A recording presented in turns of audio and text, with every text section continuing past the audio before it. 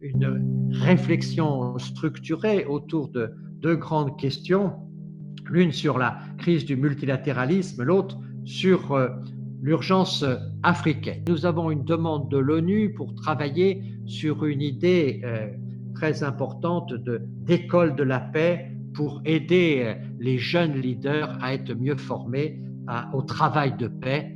La paix ne tombe pas du ciel, il faut la travailler. Le plus grand dommage, c'est dans l'esprit des gens, le moral et la mentalité. Notre mouvement a toujours mis l'accent sur dialogue, éducation et débat ouvert et concertation. Le risque d'explosion sociale due à une crise économique patente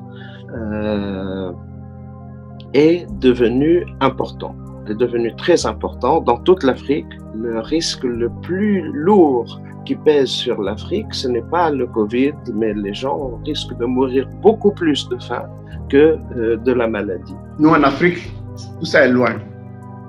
Le premier urgent besoin, c'est l'alimentation. Donc, il est urgent qu'on puisse se pencher sur la sécurité alimentaire dans cette région. Je pense que nous avons, nous, leaders pour la paix, une occasion d'offrir au moins une réflexion sur une sortie de crise qui nous permettrait d'en tirer les bonnes leçons. Nous puissions dessiner et aider à redessiner un monde où il y a davantage de collaboration. Est-ce que cette crise nous offre pas aussi une occasion, un moment d'arrêt sur les grands conflits pour se poser les bonnes questions? La pandémie devrait être considérée comme une menace contre l'humanité, comme les conflits, les circonstances internationales actuelles.